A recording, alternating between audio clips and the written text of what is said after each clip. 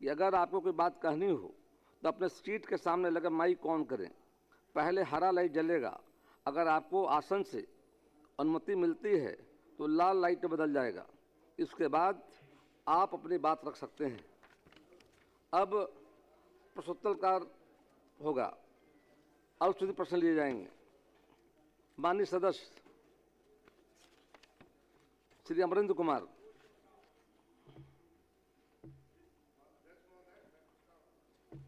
माननीय मंत्री कृषि विभाग। पूरा पूछ लिया, उत्तर मिला है ना? माननीय सदस्य उत्तर मिला है ना? पूरा पूछ लीजिए, पूरा पूछ लेना अच्छा रहेगा। अब बैठ जाइए।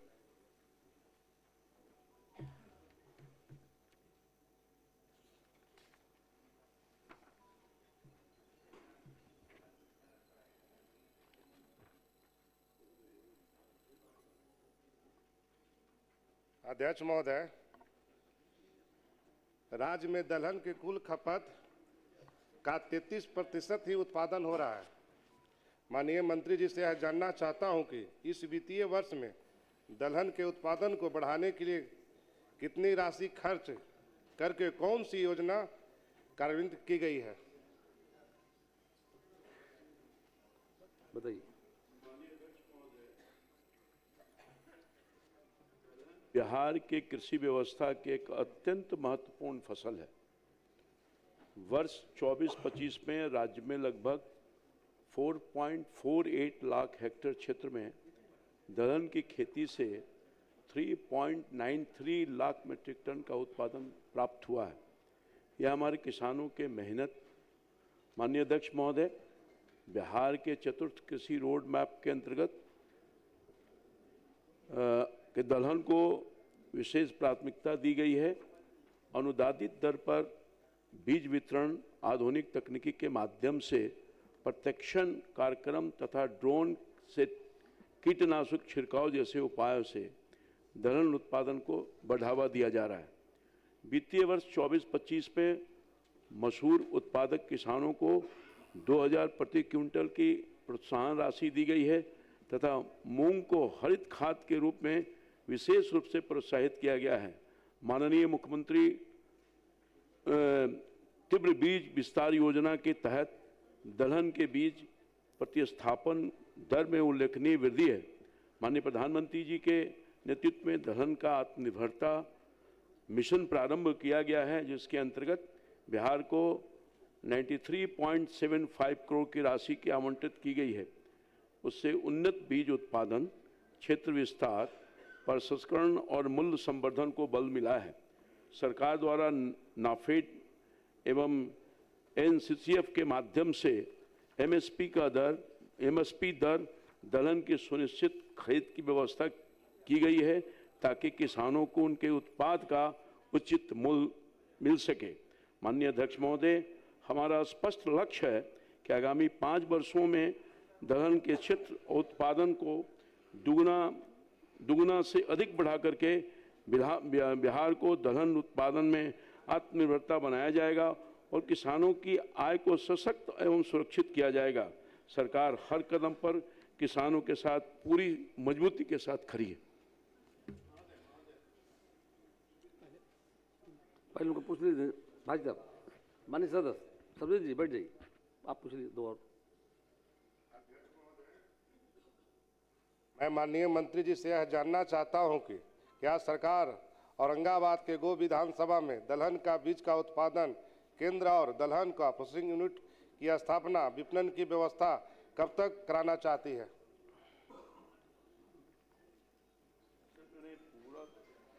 पूरे तौर पर सरकार की मंशा को मैंने स्पष्ट रूप से रखा है और आगे भी जहां भी आवश्यकता होगी औरंगाबाद सहित बिहार के किसी भी इलाके में अगर मेरे संज्ञान में आएगा, सरकार के संज्ञान में आएगा, तो उसको प्रोत्साहन करने के लिए हर संभव प्रयास करेगी। समय तो बता दिया जाए महोदय। समय यथाशीघ्र होगा।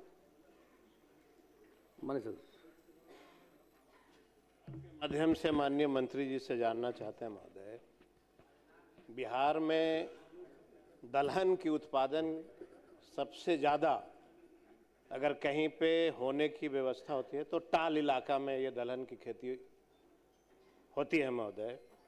हम आपके माध्यम से माननीय मंत्री जी से जानना चाहते हैं कि क्या टाल इलाका में जो जल से भरा पड़ा रहता है पूरा, जिसके चलते बिहार के किसान दलहन का उत्पादन नहीं कर पा रहा है, क्या सरकार उन किसानों को जो टाल इलाका पूरा पानी से भरा रहता है उसका कोई निवारण हुआ कि नहीं? बरसों से चला आ रहा है कि हम उसका निवारण करेंगे।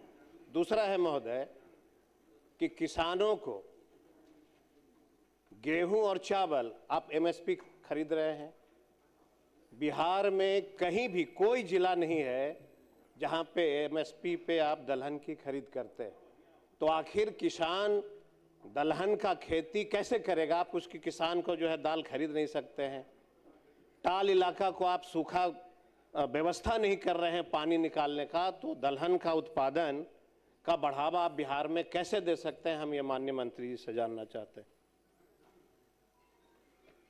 माननीय सदस्य चिंता कर रहे हैं और शायद आप सब लोगों को पता होगा कि लंबे काल तक माननीय मुख्यमंत्री जी उस क्षेत्र का प्रतिनिधित्व किए हैं और स्वयं रुचि लेकर के जो वहाँ जल जमाव की समस्या है जिसके वजह से किसान प्रभावित होता है, उस सारे चीज़ों को उनके संज्ञान में है और माननीय मुख्यमंत्री जी के निर्देश पर जल संसाधन विभाग के माध्यम से मिल बैठ करके इसके निदान के लिए सरकार प्रयास कर रही है।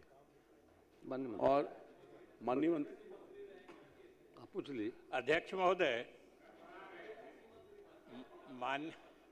माननीय सदस्य ने टाल इलाके और उसमें जो जल जमाव की स्थिति होती है उससे मुक्ति के विषय में बात रखी है और चूंकि ये जल संसाधन विभाग से संबंधित है, ये माननीय सदस्य का कहना बिल्कुल 100% सही है कि टाल का इलाका दलहन के उत्पादन के लिए मशहूर है और वहाँ से काफ़ी मात्रा में दलहन की उत्पादन होती है और सरकार टाल इलाके से जल निकासी ही नहीं, पूरे टाल क्षेत्र के समेकित विकास की योजना पर काम ही नहीं कर रही है, उसका चरणबद्ध क्रियान्वयन भी प्रारंभ कर चुकी है अध्यक्ष महोदय। और उसमें दो तरह की स्थिति है। एक तो जितना जल जो अतिरेक जल है, सरप्लस वाटर है, उसको निकासी की व्यवस्था की जा रही है और थोड़ा चूँकि जान रहे हैं महोदय, जल डैश जीवन डैश हरियाली कार्यक्रम के तहत थोड़ा जल ये जल संग्रहण क्षेत्र में रखना भी जरूरी होता है जिससे भूजल क्षेत्र का रिचार्जिंग हो सके। तो उतना छोड़ के बाकी पे हम लोग काम कर रहे हैं और उसके लिए हरोहर नदी के माध्यम से जो गंगा में अतिरिक्त जल की निकासी की व्यवस्था है उसके लिए हम लोग बलगुदर में एंटी फ्लड स्लूइस गेट का निर्माण भी करा रहे हैं और आपकी जो चिंता है जायज़ है, सरकार उस पर काम कर रही है, समयबद्ध तरीके से उसका निदान हो जाएगा। एक जानकारी और हम चाहेंगे, एक मिनट। मेरी जानकारी में है कि राज्य सरकार और भारत सरकार के सहयोग से बिहार में दलहन क्रय की योजना भी शुरू की गई इसी वर्ष जा करके। और बताइए आप सुनिए जी। मंत्री जी से जानना चाहते हैं महोदय कि धान और गेहूं की खरीद एमएसपी पे अगर सरकार कर रही है और दलहन की खरीद एमएसपी पे अगर सरकार नहीं कर रही है, आप सब जानते हैं कि दलहन की खेती मानव जीवन के लिए कितना जरूरी है। तो क्या किसानों को खुशहाल करने के लिए, दलहन की खेती को बढ़ावा देने के लिए क्या सरकार एमएसपी पे दलहन की खरीद करना चाहती है कि नहीं चाहती है, ये हम जानना। बिहार के किसान दलहन की खेती भी कर रहे हैं मेरी जानकारी भी जो है, और साथ साथ चालू वित्तीय वर्ष में केंद्र और बिहार सरकार के सहयोग से ये काम प्रारंभ परचेजिंग का हो गया एमएसपी रेट पर जा करके। और मैं समझता हूँ कि सारी बात आ गई है और इन्होंने कहा उत्पादन बढ़ाने को कहा है माननीय मंत्री ने कि 5 वर्षों का एक लक्ष्य है जा करके, जो हमारा लक्ष्य है उसको हम पूरा करेंगे। यार बैठिए, मोहम्मद मुर्शीद आलम बैठिए, मोहम्मद मुर्शीद आलम, माननीय सदस्य मोहम्मद मुर्शीद आलम। आपकी बात आ गई, प्लीज बैठ जाइए। अरे बोलने दीजिए। माननीय मोहम्मद, सरकार देख रही है, सरकार इसकी चिंता कर रही है कि सब शांत शांत। मक्का के खरीदारी के संबंध में उत्तर मिल गया है ना? मंत्री से मांगा उत्तर मिला है जी, ना? आया है सर। आप पूरा पूछ लीजिए। तो एक जवाब आया है कि 2024-25 में मक्का की खरीदारी बिहार सरकार द्वारा की गई है। और जवाब में सर ये आया है कि जो ये प्रखंड स्तर का व्यापार मंडल है और पंचायत स्तर का जो पैक्स है उनके माध्यम से किया गया है।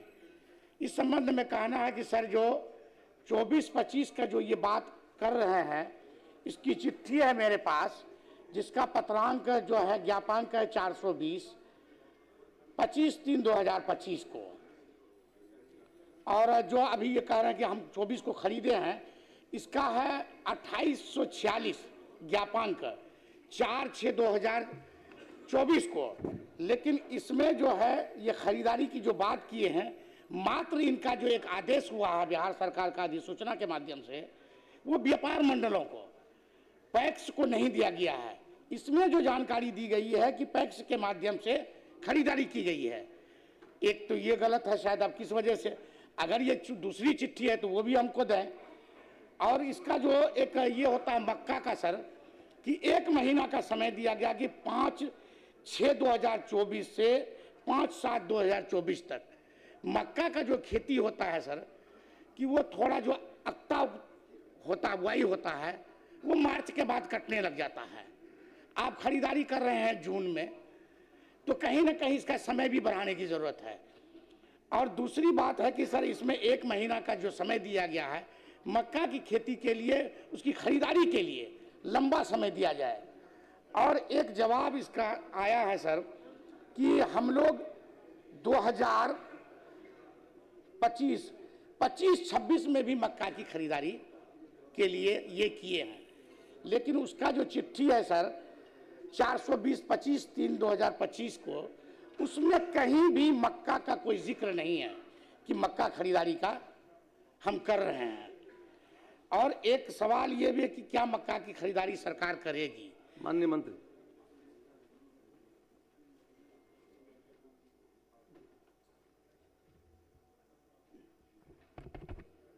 अध्यक्ष महोदय, उत्तर स्पष्ट है, लगता है माननीय सदस्य ने ध्यान नहीं दिया। ये बात सही है कि 2024-25 में मक्का अधिप्राप्ति का लक्ष्य रखा गया था और न्यूनतम समर्थन मूल्य 2090 था। और उस समय मार्केट रेट में, बाज़ार में इससे अधिक प्रति कुंटल ज़्यादा मूल्य था, इसलिए ये अधिप्राप्ति नहीं हो सकी।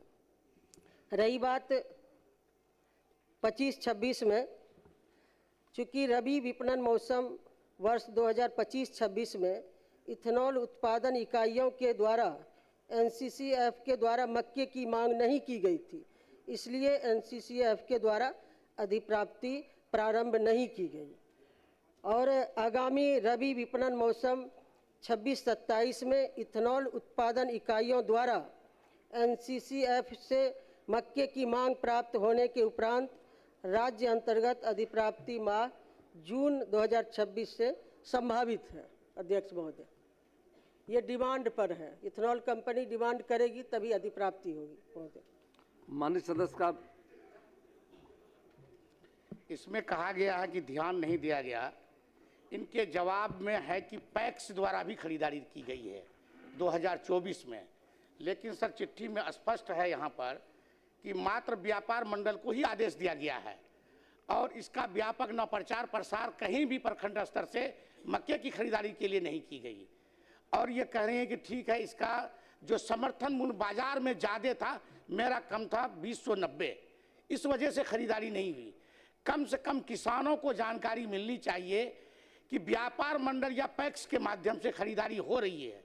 ऐसा मेरा मानना है कि कहीं भी किसी माननीय सदस्य को यह जानकारी नहीं है, और हम इसलिए आपत्ति हुआ कि आप व्यापार मंडल को कहते हैं लेकिन जवाब में लिखते हैं कि पैक्स को भी आदेश दी गई, तो पैक्स का नाम कहीं भी नहीं है इस चिट्ठी में, सिर्फ व्यापार मंडल है सर। माननीय सदस्य सुझाव जो है समीक्षा कर लीजिए और इसका करके प्रचार प्रसार भी किया गया था महोदय। ये बाजार में प्रति कुंटल अधिक मूल्य था, इसीलिए नहीं हो पाया। प्रखंड स्तर पर व्यापार मंडल के माध्यम से ही अधिप्राप्ति होना था। इनका आग्रह है कि पैक्स भी खरीदे, समीक्षा आगे कर लीजिए, ध्यान समीक्षा दिया कर देख लीजिए, संभव कीजिए।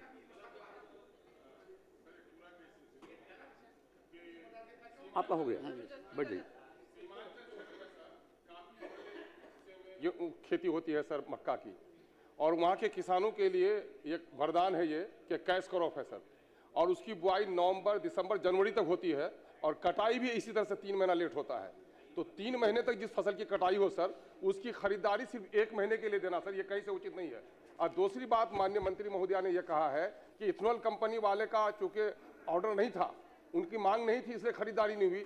तो सरकार समर्थन मूल्य अगर तय करती है तो इसीलिए न तय करती है कि बाजार में खरीदारी नहीं हो तो सरकार समर्थन मूल्य में किसानों की खरीदारी करे।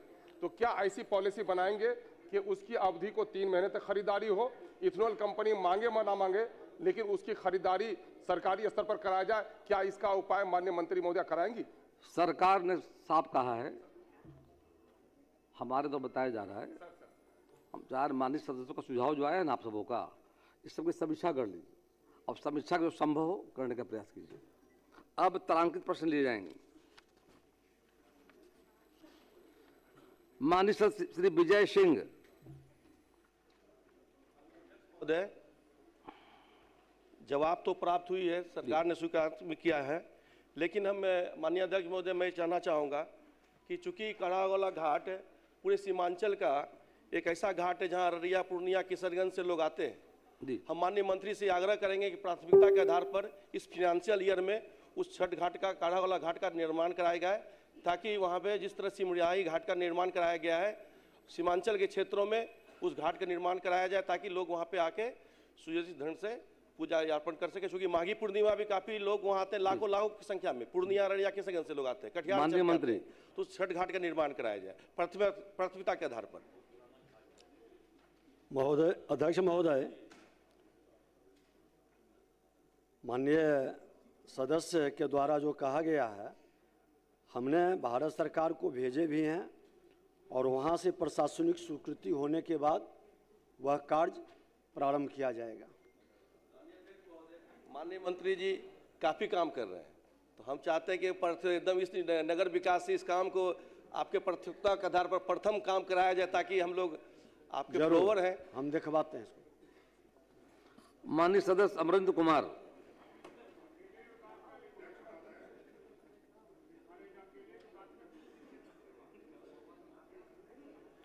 अध्यक्ष महोदय, भारत सरकार द्वारा गत वर्ष 24-25 के लिए राज्य में किसानों से धान अधिप्राप्ति का लक्ष्य 45 लाख मीट्रिक टन रखा गया था, जबकि इस वर्ष इसे घटाकर 36.85 लाख मीट्रिक टन कर दिया गया है, जिससे राज्य के किसानों को अपना धान औने पौने दाम पर बेचना पड़ रहा है। सरकार इसके लिए क्या कर रही है? माननीय मंत्री। भारत सरकार से अनुरोध किया गया है, हम लोग संपर्क में हैं सरकार और विभाग, तो उम्मीद है कि हम लोग लगातार पत्राचार भी कर रहे हैं और मिलने भी जाएंगे और अनुरोध भी कर रहे हैं। जैसे ही वहाँ से लक्ष्य बढ़ेगा, हम लोग जिले का भी लक्ष्य बढ़ाएंगे। माननीय सदस्य। अध्यक्ष महोदय, सरकार के जवाब वर्ष 2025-26 के लिए औरंगाबाद जिले में अनुमानित धान उत्पादन 7,24,667 मीट्रिक टन बताया गया, जबकि औरंगाबाद के जिला कृषि पदाधिकारी द्वारा पत्रांक 25-24 दिनांक 4/1/25 के द्वारा धान का अनुमानित उत्पादन 11,60,584 मीट्रिक टन प्रतिवेदित है। सरकार का जवाब आया था, उसमें वह जवाब गलत था सर महोदय। सरकार प्रयास कर रही है कि लक्ष्य की प्राप्ति मतलब हो जा करके। और अध्यक्ष महोदय, धान नदी प्राप्ति सरकार का एक अहम हिस्सा है। एफआरके के वजह से जो है कि धान के जो सीएमआर देना रहता है, वो सीएमआर जो है कि नहीं जा रहा जिस प्रतिशत जाना चाहिए। औरंगाबाद में भी अध्यक्ष महोदय मात्र 8% अब तक वहाँ पे चावल का अधिप्राप्ति हो पाया है। हम माननीय मंत्री से जानना चाहते हैं कि एफआरके सुन लीजिए महोदय। सबसे पहले तो माननीय सदस्य ने कहा कि ये जो आंकड़ा है उत्पादन का, ये गलत है। ये सही है, कृषि विभाग का जो रिपोर्ट रहता है उसी को हम लोग मान के चलते हैं। एफआरके की जो समस्या है, इसमें भारत सरकार खुद लैब में जांच कर रही है और उसके बाद से यहाँ पर दिया जाता है। तो हम लोग है संपर्क में, अनुरोध कर रहे हैं, जल्द इसका समाधान भी हो रहा है धीरे धीरे। माननीय सदस्य मुरारी प्रसाद गौतम, माननीय सदस्य मुरारी प्रसाद गौतम, बात आगे बढ़ गई। माननीय सदस्य मुरारी प्रसाद गौतम, पहले बता देता हूँ। जवाब प्राप्त है, लेकिन जो जवाब आए हैं महोदय विभाग द्वारा जो प्रस्तुत किए गए हैं गलत और भ्रामक हैं। वस्तुस्थिति कुछ और ही है। वहाँ नल जल की जो स्थिति है काफ़ी भयावह है। और हमारे यहाँ पीपीसीएल कारखाना हुआ करती थी, जिसके वजह से तेलकप पंचायत के सभी वार्डों में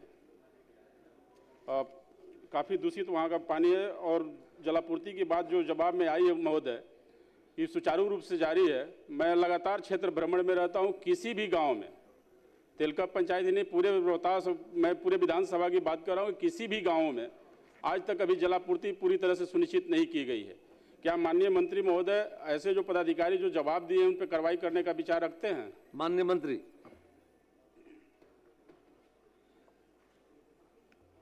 माननीय अध्यक्ष महोदय, सबसे पहले तो हम आपका आभार प्रकट करते हैं कि चूंकि सदन में मैं चुनाव जीत के आने के बाद सबसे पहले मुझे आज पहली बार बोलने का मौका मिला। साथ ही मैं आभार प्रकट करना चाहता हूं अपने महुआ के देवतुल्य जनता का, जिन्होंने मुझे इस सदन में चुनाव जिताकर भेजने का काम किया। साथ ही अपने पार्टी के संस्थापक श्रद्धेय रामविलास पासवान जी को भी नमन करता हूं, जिनके पार्टी से मैं चुनाव जीत कर आया। और साथ ही शांति शांति, चूंकि शांति शांति, बोलने दीजिए। क्योंकि पहली बार मुझे बोलने का मौका मिला है। बहुत सारे हमारे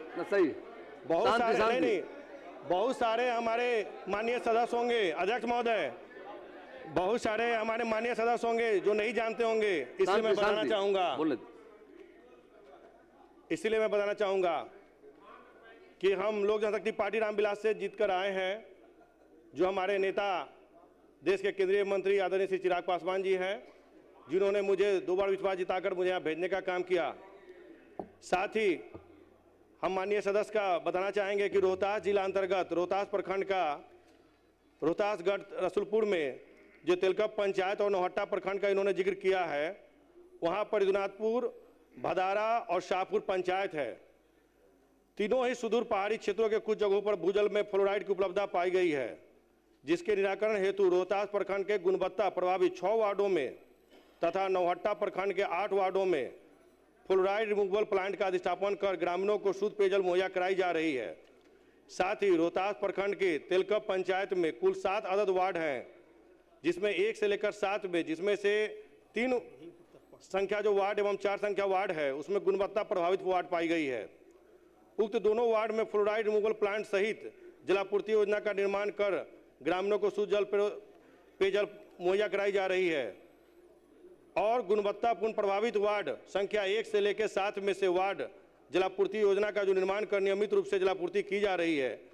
वहीं पर कर्मा रोहतास प्रखंड जो है उसमें तुम्बा पंचायत के वार्ड संख्या 9 अंतर्गत आता है, जो कि गैर गुणवत्ता प्रभावित वार्ड है। उक्त वार्ड में नल जल योजना के माध्यम से सुचारू रूप से ग्रामीणों का पेयजल पूर्ति मुहैया कराई जा रही है। साथ ही पेयजल की शुद्धता सुनिश्चित करने हेतु जिला जल प्रयोगशाला सासाराम एवं अवर प्रमंडलीय जल प्रयोगशाला डेढ़ी ओंसन एवं विक्रमगंज द्वारा नियमित रूप से पेयजल की जांच की जाती है। वर्तमान में पेयजल की कोई समस्या नहीं है।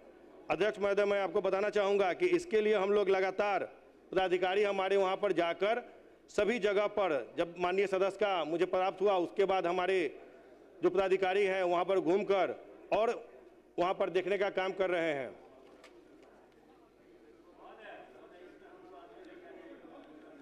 बोले माननीय सदस्य। जिस तिलकप कर्मा की बात हो रही थी वार्ड नंबर 9 की महोदय की सुचारू रूप से पेयजल की आपूर्ति हो रही है, उसकी फोटोग्राफ है मेरे पास महोदय। तो वहाँ पे आज तक अभी जो मोटर लगा हुआ है आज तक चालू ही नहीं हुआ है। ऐसे ही भदारा की बात किया जाए तो वहाँ भी वही स्थिति है महोदय, तिलोखर की भी वही स्थिति है। किसी भी वार्ड में कहीं भी जलापूर्ति सुचारू रूप से नहीं चालू है। और जो आप ऐसा एक है नंबर वार्ड की जो बात हो रही है महोदय, तिलकप पंचायत के एक नंबर वार्ड की जो बात हो रही है, आज तक वहाँ किसी भी तरह के पेयजल की व्यवस्था वहाँ नहीं हो पाई है महोदय। माननीय सदस्य, जो पेपर आपके पास है दे दीजिए। जी मैं दे दूंगा महोदय। मैं अध्यक्ष महोदय, हाँ अध्यक्ष महोदय, हाँ, कि क्या उस पेपर में पानी गिर रहा है या नहीं गिर रहा है, ऐसा दिख रहा है क्या? एक बार समीक्षा कर लीजिए आप। माननीय सदस्य सवाल है, आप बोलिए।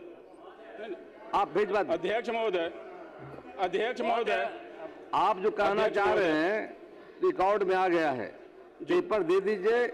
माननीय मंत्री समीक्षा करके निश्चित तौर पर में आने से सिर्फ सुनिश्चित करेंगे। चल जाती थी, इससे पहले भी हम लोगों ने सदन में इस बातों को रखा है। अभी तक तिलकप पंचायत के एक नंबर वार्ड की अगर हम बात करें, सिर्फ एक वार्ड की, वहां आज तक से नल जल की व्यवस्था नहीं हो पाई है। आपके सारे सुझावों का महोदय, आपके सारे सुझावों का मतलब समीक्षा करके महोदय समाधान आपके कराएंगे। माध्यम से आपका संरक्षण चाहूंगा महोदय कि हमारे नौहट्टा प्रखंड में ही जारादाग में एक बोर करके कैमूर जिले के अधौरा और भगवानपुर को पेयजल आपूर्ति की व्यवस्था की जा रही है, मेरे ही विधानसभा के प्रखंड नौहट्टा प्रखंड से जारादाग में। लेकिन मेरे ही जिस प्रखंड में ये बोर होकर के कैमूर के अधौरा और भगवानपुर में जा रही है, उस प्रखंड में क्या सरकार पेयजल व्यवस्था करना चाह रही है? पहाड़ी गांव, हमारे दर्जनों पहाड़ी गांव हैं, आपको उनमें पेयजल आपूर्ति की व्यवस्था चाह रही है। आपको सुझाव को माननीय मंत्री संज्ञान लिया है, समीक्षा करने के बाद समाधान दिया जाएगा। माननीय मंत्री महोदय से जवाब चाहेंगे अध्यक्ष महोदय कि क्या ऐसी व्यवस्था हमारे प्रखंड, हमारे ही प्रखंड से कैमूर में जा रही है, क्या वहाँ व्यवस्था ये करने के लिए तैयार है? ये विषय जो हमारा है सासाराम का है। आप बताइए, आप बोलिए। हम कर रहे हैं, आप तो बोले जिनको अनुमति दी जाए बोले, बोलना चाहिए, उस पर शांति बनाए रखें। महोदय, इससे अच्छी योजना कुछ नहीं हो सकती है, लेकिन कुछ पदाधिकारी जो हैं इसको गंभीरता से नहीं लेते हैं। एक बहेरी में पीएचडी का अपना जल नल है, 1.25 महीना से वो खराब है और मैं सबको ध्यान आकृष्ट कराया हूं, लेकिन अभी तक ठीक नहीं हुआ है। विषय जो है आवश्यकता है कि सभी पदाधिकारियों का मंत्री महोदय गंभीरता से दिखवा लें। श्री आदित्य कुमार, आपका विषय आ गया, पूरा रिकॉर्ड में आ गया। आदित्य कुमार, आप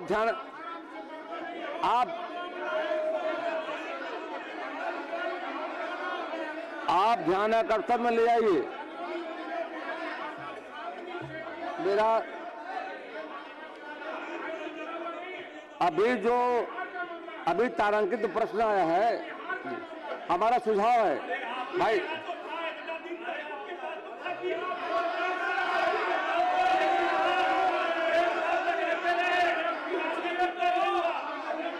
जी जी माननीय सदस्य बोलिए। सजू बाबू, अध्यक्ष महोदय, जब प्रश्नकर्ता सदस्य ही अभी पूछ रहे महोदय, तो माननीय सदस्य उत्तेजना में क्यों आ रहे हैं? तो माननीय सदस्य का जो प्रश्न है महोदय, उनका जो सप्लीमेंट्री है उसका जवाब सरकार देती रही है, और माननीय सदस्य जिस तरह से हंगामा खड़ा कर रहे हैं, थोड़ा धैर्य रखिए, थोड़ा धैर्य रखिए। इस तरह से नहीं होता है। सरकार जवाब देने के लिए तैयार है और आप हंगामा करना चाहते हैं, सरकार का उत्तर नहीं सुनना चाहते हैं, समाधान नहीं चाहते हैं। यही आपका मकसद है कि ये मकसद रहेगा तो कोई सरकार के मंत्री जवाब कैसे देंगे? आदित्य कुमार कृपया बैठ जाइए।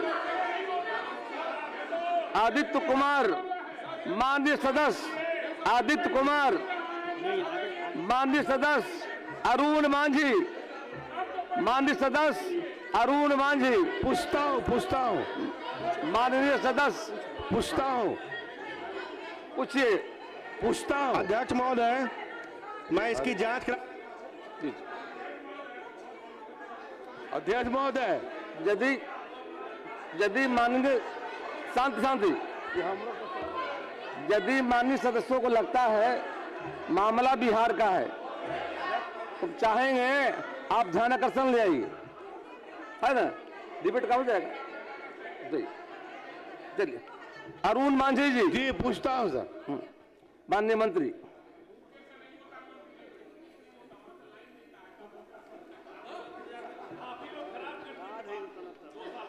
अरुण मांझी जी का क्वेश्चन नंबर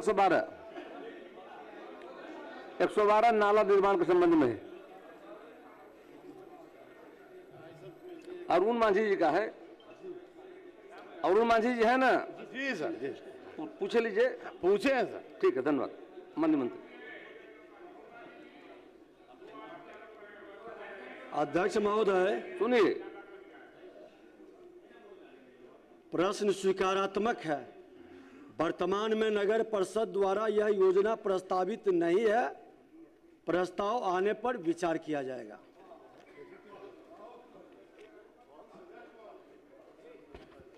अध्यक्ष महोदय, बरसात के दिनों में वहाँ ये ऐसा व्यवस्था हो जाता है कि एक महीना उस इलाके से निकलना मुश्किल हो जाता है। अगर नाला निर्माण नहीं कराया जाएगा और घनी आबादी बढ़ जाएगा तो आगे चल के नाला निर्माण बनाने का फिर जगह ही नहीं बचेगा। इसलिए वो नाला निर्माण कराना अति आवश्यक है। मैं मंत्री जी से मांग करता हूं कि इसका सर्वेक्षण करवाकर उसका नाला का निर्माण कराना। माननीय मंत्री। हमने तो कहा कि प्रस्ताव आएगा तो सरकार विचार करेगी। श्री श्याम रजक माननीय सदस्य। पूछता हूं सर। जी पूरा पूछ लीजिए। जवाब तो आई है सर जी, मंत्री महोदय का जवाब आया है, लेकिन जवाब में जो बात है उससे मैं संतुष्ट नहीं हूँ। इसलिए कि मुसल्लापुर से ये कह रहे हैं कि वहाँ से बाजार समिति से लोग जाकर के व्यापार कर सकते हैं, लेकिन फुलवारी से या पुनपुन से वहाँ से किसान जो 20,000 से ज़्यादा किसान हैं, उस किसानों को मुसल्लापुर जाने के लिए नो एंट्री के कारण एक भी किसान नहीं जाते हैं। मेरा ये जानना चाहते हैं कि क्या मंत्री महोदय बताएंगे कि फुलवारी या पुनपुन के किसान कहीं मुसल्लापुर में जा करके कितने लोगों ने व्यापार किया है? नहीं किया है तो बिचौलियों के हाथ में उत्पादन जा रहा है और जिसके कारण किसान और गरीब से गरीब होते जा रहा है। माननीय मंत्री। आप भी हैं उसी में, मेरे पुराने भाई हैं आप।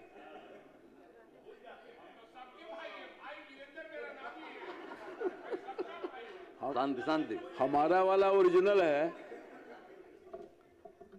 माननीय अध्यक्ष महोदय, मैं इस सदन के माध्यम से स्पष्ट करना चाहता हूं कि बिहार सरकार किसानों को उनकी फसल का बेहतर बाजार व्यवस्था, उचित मूल्य दिलाने के लिए पूरी तरह से प्रतिबद्ध है और इसके लिए साथ ही काम कर रही है। वर्ष 2006 में APMC एक्ट के विघटन के बाद राज्य के 54 कृषि बाजार प्रांगण निःशुल्क बाजार के रूप में कार्य कर रहे थे। वर्तमान सरकार ने इन्हें चरणबद्ध तरीके से आधुनिक मॉडल कृषि बाजार प्रांगण के रूप में विकसित करने का निर्णय लिया है। इन बाजारों में डिजिटल एवं ऑनलाइन मार्केटिंग ई नाम से जुड़ाव, कोल्ड स्टोरेज, गोदाम, ट्रेडिंग प्लेटफॉर्म तथा किसानों और व्यापारियों के लिए पानी, सड़क, प्रकाश, शौचालय और सुरक्षा जैसी सभी आवश्यक सुविधाएं उपलब्ध कराई जा रही है। माननीय अध्यक्ष महोदय, पहले और दूसरे चरण में कुल 21 बाजार प्रांगणों में कार्य तेजी से चल रहा है, जिसके लिए 12 अरब 89 करोड़ रुपए की स्वीकृति की गई है। मोहनिया, दाऊदनगर, सीतामढ़ी, मुजफ्फरपुर, मोतिहारी और वैशाली में कार्य पूरा हो चुका है। माननीय मुख्यमंत्री जी इसका उद्घाटन भी कर चुके हैं। शेष बाजार प्रांगणों में कार्य शीघ्र पूर्ण किए जाएंगे। साथ ही साथ तीसरे चरण में 10 और बाजारों को विकास की प्रक्रिया भी आगे बढ़ रही है। इसके अतिरिक्त सरकार गांव और अनुमंडल स्तर पर ग्रामीण हाट, ग्रामीण मंडी और ग्रामीण बाजारों के सुदृढ़ीकरण एवं आधुनिकीकरण करने पर भी कार्य कर रही है। आदरणीय प्रधानमंत्री जी की विकसित भारत जी राम जी की योजना के तहत ग्रामीण क्षेत्रों में बड़े पैमाने पर हाट बाजारों के निर्माण से किसानों को अपने क्षेत्र में ही बाजार की सुविधा मिलेगी। माननीय अध्यक्ष महोदय, मैं पूरे विश्वास के साथ कहना चाहता हूं कि यह प्रयास किसानों की आय वृद्धि, पारदर्शी बाजार व्यवस्था और ग्रामीण अर्थव्यवस्था को मजबूत करने की दिशा में एक निर्णायक कदम है। बिहार सरकार किसानों के साथ और उसकी उपज को सम्मानजनक मूल्य दिलाने के लिए हमारी प्राथमिकता है। माननीय सदस्य श्यामराज जी ने फुलवारी शरीफ में हिंदुनी में थाना संख्या 37, खाता संख्या 158, खिसरा संख्या 853 में जिस 3 एकड़ 35 डिस्पल भूमि पर मंडी निर्माण हेतु प्रश्न के माध्यम से ध्यान आकृष्ट किया है। अंचलाधिकारी फुलवारी शरीफ से प्राप्त प्रतिवेदन के अनुसार उक्त जमीन पर सूर्य निर्माण मंदिर का निर्माण हो रहा है तथा शेष भाग में 20 से 25 फीट गहरा तालाब है। इसमें स्थानीय लोग छठ के रूप में उपयोग करते हैं।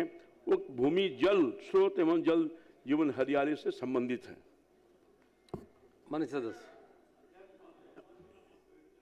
मैंने स्पेसिफिक पूछा है और इन्होंने जवाब भी दिया। ये तो पूरे बिहार में घुमा रहे थे। हम कह रहे हैं कि जो फुलवारी और पुनपुन जहाँ के किसान 20,000 से भी ज़्यादा किसान, रजिस्टर्ड किसान, जिनके लिए कोई मंडी नहीं है, और ये कह रहे हैं कि मुसल्लापुर में जा कर के और उसका आधुनिकीकरण कर रहे हैं।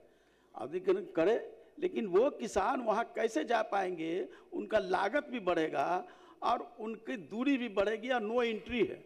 तो फिर वो क्या चाहते हैं? वो कह रहे हैं कि हिंदुनी में ऐसा है, सूर्य मंदिर है, ठीक है, तो अगल बगल कहीं पर वो विचार रखते हैं। इन्होंने पहले ही कह दिया कि नई बनाने का कोई विचार नहीं है। जब विचार ही नहीं है तो फिर वहाँ के किसान को आप मरने पर और बिचौलियों की चांदी करने के लिए छोड़ दिए हैं क्या? तो मेरा ये कहना है कि क्या फुलवारी या पुनपुन में आप मंडी बनाना चाहते हैं? नहीं, स्पेसिफिक बात है, स्पेसिफिक पर जवाब दीजिए। सर, माननीय अध्यक्ष महोदय जिस क्षेत्र को प्रतिनिधित्व कर रहे हैं उस क्षेत्र का प्रतिनिधित्व मैंने लगातार किया है लोकसभा के अंतर्गत। उनकी भावना जो है उन बिल्कुल मैं उससे सहमत हूँ। मगर हमने ऐसे बताया कि पूरे बिहार, हम तो बिहार को रिप्रेजेंट कर रहे हैं। सरकार किसी प्रखंड तक सीमित नहीं है। हमने बिहार में हमारी सरकार की क्या योजना है उसके विषय में जानकारी दिया कि किसानों की आमदनी को बढ़ाने के लिए किस तरह से मार्केट उपलब्ध कराने का काम कर रहे हैं। तो इनको अगर लगता है कि फुलवारी शरीफ से ही पूरे बिहार है तो मुझे नहीं कहना है। प्रखंड पुनपुन प्रखंड के जाहिरपुर मंडी को ग्रामीण हाट का विकास का दर्जा दिया जा रहा है और इनके क्षेत्र में ही है सर, मैं उस क्षेत्र को जानता हूँ। तो हर जगह मंडी की उपलब्धता हो जाए ऐसा संभव नहीं है सर। माननीय मंत्री महोदय, केंद्र सरकार की अच्छी योजना ये है जी राम जी। हमारा सुझाव होगा उसको शामिल करते हुए और यदि वहाँ पर कराया जाए तो ज़्यादा बेहतर होगा। माननीय मंत्री जी राम जी योजना के बारे में चर्चा आपने की है। जी राम जी योजना भारत सरकार ने जो लाई है भी, जिसके तहत किसानों की सुविधा के लिए ग्रामीण क्षेत्रों में ग्रामीण हाट बनाने की योजना है जाकर के उस पर तो ये आगे सरकार की जो नीति है उसके इसके विषय में मैंने कहा आगे विचार किया जा सकता है सर।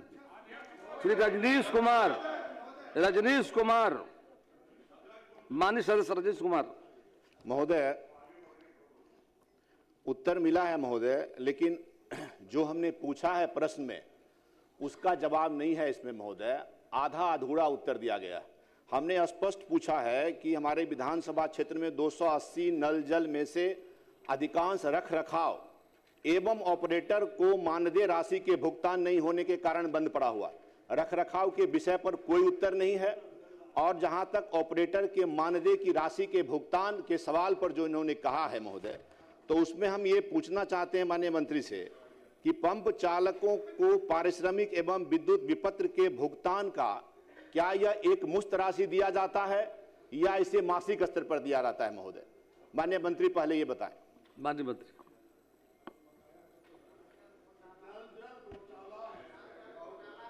माननीय अध्यक्ष महोदय, आंशिक सकारात्मक बेगूसराय जिला के तेघरा विधानसभा क्षेत्रांतर्गत कुल 280 योजना जिसका इन्होंने जिक्र किया है अध्यक्ष महोदय, उसमें 246 योजना संचालन पीएचडी द्वारा किया जाता है और विपणन और पंप संचालकों का पारिश्रमिक भुगतान के पश्चात ही संवेदक जो है और एजेंसी है उनको भुगतान किया जाता है। अध्यक्ष महोदय, शेष 34 योजना जो है वो पीआरडीए द्वारा पीएचडी को हस्तांतरित है, जिसके पंप चालक के मानदेय भुगतान एवं विद्युत विपणन का भुगतान पंचायती राज विभाग द्वारा किया जा रहा है।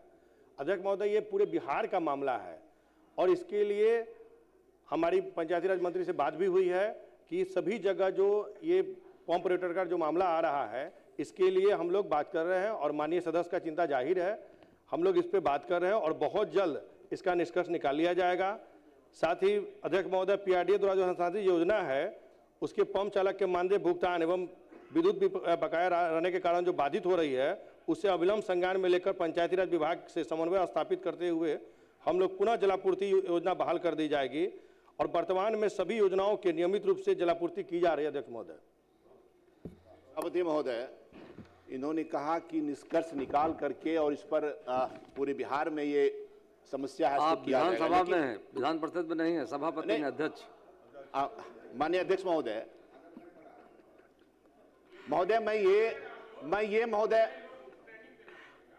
मैं ये जानना चाहता हूं, अभी माननीय मंत्री ने कहा कि पंप चालकों के पारिश्रमिक भुगतान के पश्चात ही संबंधित संवेदक और एजेंसी का भुगतान किया जाता है, तो महोदय इसका मतलब ये है कि पंप चालक का पारिश्रमिक और विद्युत विपत्र का कोई भुगतान लंबित नहीं है। और फिर उन्होंने कहा कि हम इसकी समीक्षा करवा करके इसको हम पूरा करना चाहते हैं।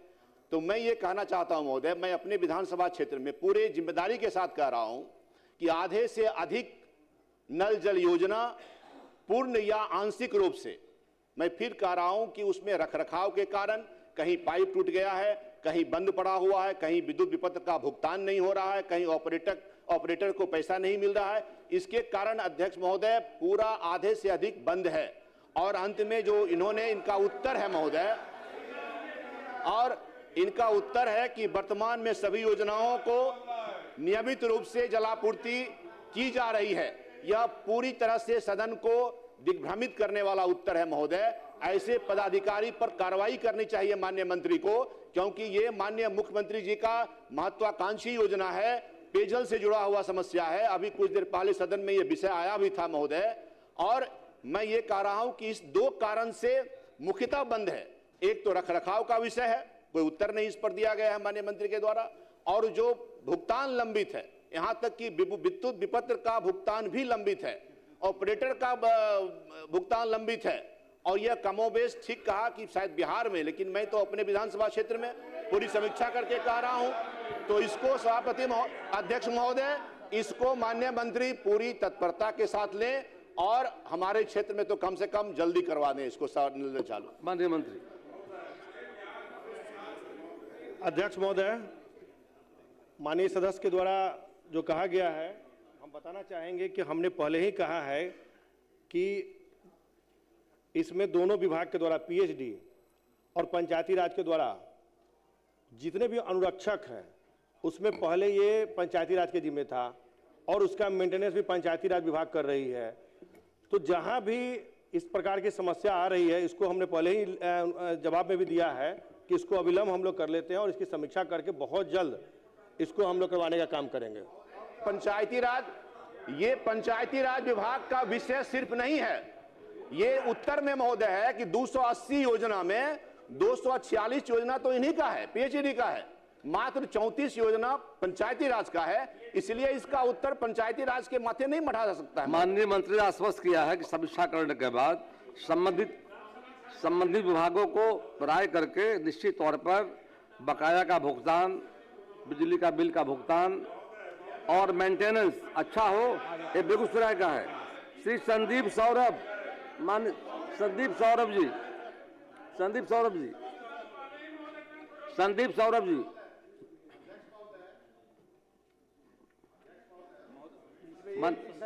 सरकार को रेखांकित कराने के लिए प्लीज जरा सा आगे विषय आगे समय देंगे आपको अलग समय। संदीप सौरभ जी। महोदय, जवाब तो अभी कुछ देर पहले हम लोग को मिला।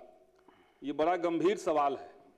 दानापुर अनुमंडल में पहले था, पालीगंज अनुमंडल अलग हो गया। हमने बहुत सीधा सवाल किया था कि उसका सहकारिता विभाग जो है ARCS, ये अब तक अनुमंडल पालीगंज में क्यों नहीं शिफ्ट किया गया है? इसको शिफ्ट करना चाहिए था। सरकार ने सहायक निबंधक पद के लिए स्वीकृति दी थी 13/4/2018 को कि वहां पदाधिकारी बैठाए जाएंगे, लेकिन अभी तक गोल गोल पूरा जवाब आया है। और इसके चलते पालीगंज अनुमंडल के जितने सारे गांव हैं, वहां के किसानों को सहकारिता से संबंधित किसी काम के लिए 50-60 किलोमीटर की दूरी तय करके उनको दानापुर आना पड़ता है। अगर पदाधिकारी वहां नहीं मिले तो फिर वापस जाइए, फिर आइए। ये बहुत गंभीर मामला हो चुका महोदय, लेकिन जवाब बहुत स्पष्ट नहीं है। हम ठोस जवाब चाहेंगे कि एक बार मंत्री जी इस पे दे दें। मंत्री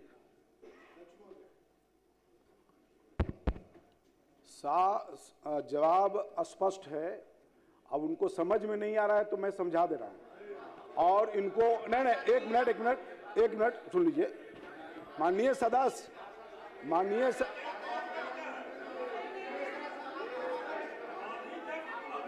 अनुरोध कर रहे हैं कि स्पष्ट जवाब है। अभी तक आप अनुरोध ही कर रहे हैं ना जवाब में। सुनने की क्षमता रखिए माननीय सदस्य, सुनने की क्षमता रखिए ना।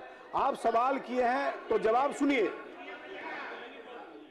विभागीय संकल्प 1239 दिनांक 13/4/2018 द्वारा सहकारिता विभाग अंतर्गत बिहार के सभी 101 अनुमंडलों, उसमें पालीगंज सहित में सहायक निबंधन सहयोग समिति का पद पुनर्गठित किया गया है।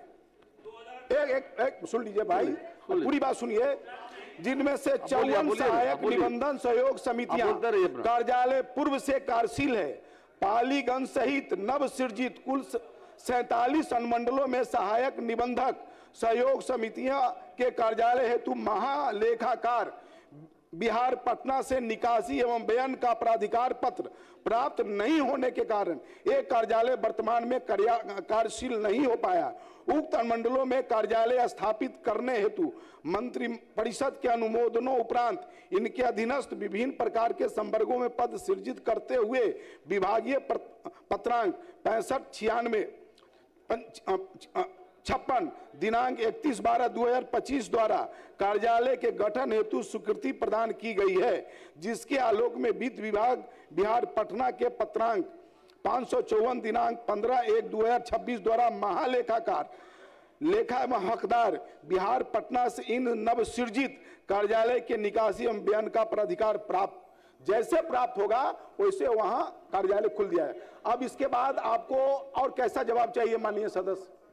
तो आप सब लोग को तो बिना नियम कानून से काम करने की आदत है, तो ये सरकार तो बिना नियम कानून से काम करेगी नहीं। जो नियम कानून होगा उसी हिसाब से होगा। ये तो महोदय क्या जवाब दिया जा रहा है?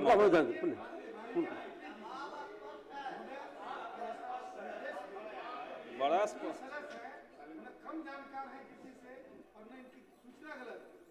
माननीय मंत्री जी को इसको संजीदगी के साथ रखना चाहिए, इन सवालों का जवाब जरूर।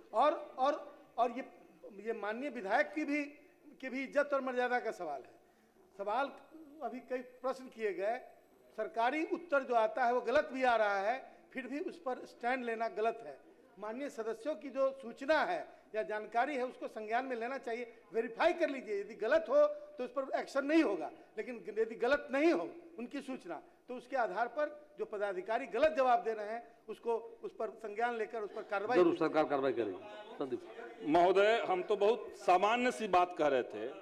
पद सृजन 2018 में होता है और आप कह रहे हैं कि जब हमने विधानसभा के अंदर प्रश्न लिख करके डाल दिया, जब विभाग को सूचना मिली उसके बाद 15/1/2026 को आप अनुरोध कर रहे हैं कि हमें निकास और वेतन का अपराधिकार दिया जाए, तो ये बात को गोल गोल घुमाना ही तो हुआ महोदय।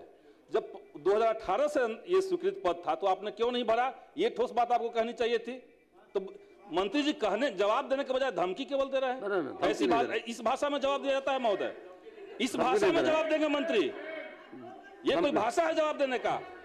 सबसे बोल जवाब दे रहे हैं अध्यक्ष महोदय, धमकी तो हम लोग नहीं दे सकते हैं। हो जाएगा हमको धमकी देने का तो इधर से कभी नहीं हो सकता है, लेकिन जो जवाब है वो जवाब जैसे महालेखाकार बिना महालेखाकार के अनुमति के नहीं हो सकता है। जैसे महालेखाकार की अनुमति आएगी, निकासी एवं व्ययन प्राधिकार का पत्र जैसे प्राप्त होगा, वैसे आपको हम कहां करें कि आप क्वेश्चन गलत किए हैं? आपका क्वेश्चन जायज है, सही है, लेकिन जब तक महालेखाकार हम कहां गए कि जवाब गलत है? आंसर सही सही लिखा हुआ है, जैसे मिलेगा वैसे खोल दिया जाएगा। माननीय मंत्री प्रयास कीजिए जल्द हो जाए। कुमार सर्वजीत, श्री कुमार सर्वजीत महोदय, माननीय मंत्री जी से हमने ये सिर्फ आग्रह किया था महोदय कि बोध गया एक अंतर्राष्ट्रीय पर्यटक स्थल है महोदय। जिस सड़क का हमने आग्रह किया उसमें थाईलैंड, श्रीलंका ऐसे देशों के कम से कम 5 से ज़्यादा मंदिर है। माननीय मुख्यमंत्री साल में कम से कम 4 बार बोध गया जाते हैं। बुद्ध मंदिर के दीवाल के पीछे यह गांव बसा हुआ है। इसके पीछे थाईलैंड का बहुत बड़ा मंदिर है और हमने इसलिए कहा कि विदेशों में जो बौद्ध कंट्री के लोग आते हैं विदेश से, विदेशों में जो आपका मैसेज जा रहा है कि विदेशी लोग जो है अपना जूता हाथ में लेकर के बरसात में यहाँ से पार होते हैं, इसलिए मैंने माननीय मंत्री से आग्रह किया तो इन्होंने लिखा है कि प्राक्कलन तैयार करने का निर्णय नगर परिषद द्वारा लिया गया है। मंदिर बने हुए महोदय 20 साल हो गए, आप भी जाते रहते। हम सिर्फ निवेदन करना चाहते हैं कि बुद्ध मंदिर अंतर्राष्ट्रीय पर्यटक स्थल है, इसके पीछे ये गांव बसा हुआ है, कम से कम 6 से 7 विदेशी मंदिर है। इस सड़क को हम सिर्फ बना देने की नम्र निवेदन आपसे कर रहे हैं। अगर आपकी अनुमति होगी, आप कहेंगे, हम अपना लेटर हेड पे आपको लिख करके मैं गुजारिश कर सकता हूं, क्योंकि आपकी इसमें बदनामी हो रही, विदेशी लोग जाते हैं, इसलिए मैंने आग्रह किया। माननीय मंत्री महोदय, नगर परिषद बोध गया में वार्ड 26 में सड़क नाला बनाने हेतु कार्यपालक पदाधिकारी नगर परिषद बोध गया द्वारा पत्रांक 93 दिनांक 24/1/2026 द्वारा सर्वेश नारायण शर्मा कनीय अभियंता से उक्त स्थल का प्राक्कलन तैयार करने हेतु निर्देश दे दिया गया है और उम्मीद है कि जल्द से जल्द बनने के लिए पूरी निर्देशित किया जाएगा। माननीय सर को जानकारी भी होगा। सरजीत बाबू, माननीय सर सरजीत जी, जैसा आपको जानकारी है कि केंद्र सरकार के प्रयास से उज्जैन महाकाल काशी विश्वनाथ के तर्ज पर गया जी बौद्ध कॉरिडोर का निर्माण कराने का निर्णय भी हुआ है। नंबर 1, उस बैठक में आप स्वयं सम्मिलित भी थे।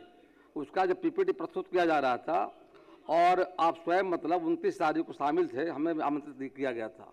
तो हम आशा करते हैं कि आने वाले समय में बिहार का जो इम्पोर्टेंट हमारा स्थल बोध गया जा करके है, जहाँ बौद्ध धर्मावली को विश्व से आते हैं और हिंदू धर्मावली को गया जी में आते हैं, दोनों के लिए भारत सरकार ने एक कंसल्टेंट बहाल कर दिया है। योजना डीपीआर बनाया जा रहा है। आसाम करते आने वाले समय में उज्जैन महाकाल और काशी विश्वनाथ तरह बदल जाएगा गया जी बोध गया। ने कहा महोदय कि भारत सरकार से बोध गया कॉरिडोर का निर्माण हो रहा है। तो सड़क भी है। मैं मीटिंग में था। मीटिंग कॉरिडोर कहाँ पे बनना है ये भी मैंने मीटिंग में समझ लिया। बिल्कुल, ये मंदिर के पीछे का मामला है महोदय, शामिल कर लिया जाएगा। आप एक बार जाकर के जरूर गया जी से आते हैं, आप एक बार चल के देख लीजिए। वो जो दीप तले अंधेरा जो होता है ना महोदय, इतनी बड़ी मंदिर विश्व विख्यात, उसके पीछे इतना नरक है। इसलिए मैंने आग्रह किया। मंदिरों को कॉरिडोर के बारे में तो महोदय मैं जानता ही हूँ। कॉरिडोर के बारे में तो माननीय हमको पता ही है सदस्य, महोदय। कॉरिडोर में सारे मंत्री शामिल किए जा रहे हैं, मुझे जानकारी है। मैंने कहा कि हम कॉरिडोर के बारे में जानते हैं हुजूर। श्री रणविजय साहू, माननीय सदस्य, अरे आप ही भाई साहब, माननीय सदस्य रणविजय साहू जी।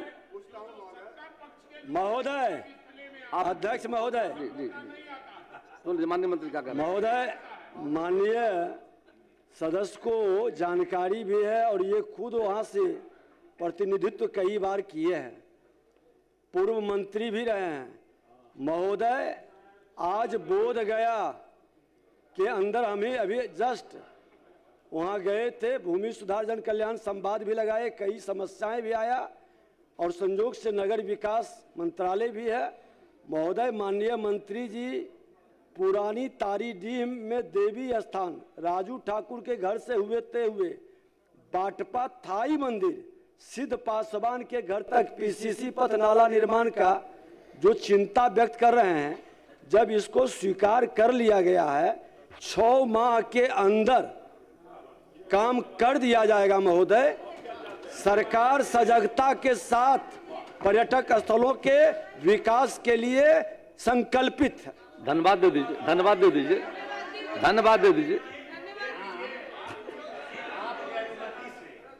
चैम्बर में जा करके और बोध गया का तिलकुट खिला दें। धन्यवाद। पूछता हूँ महोदय, उत्तर प्राप्त हुआ है महोदय, बताइए। लेकिन माननीय मंत्री जी ने जो सर जवाब दिया है उससे हम संतुष्ट नहीं हैं। महोदय, हमारे क्षेत्र का यह महत्वपूर्ण सड़क है और इस सड़क की लंबाई 5 किलोमीटर है और यह सड़क जो है RWD की है। महोदय, हम मंत्री जी को सिर्फ इतना ही हम आग्रह किए थे कि यह सड़क जो शहरी इलाका है, जहाँ स्कूल भी है, मस्जिद भी है और हमेशा पानी लगा रहता है, कीचड़ लगा रहता है, तो माननीय मंत्री जी यह सड़क को RWD से अपने विभाग में ट्रांसफर करके कब तक बनाना चाहते हैं? माननीय मंत्री।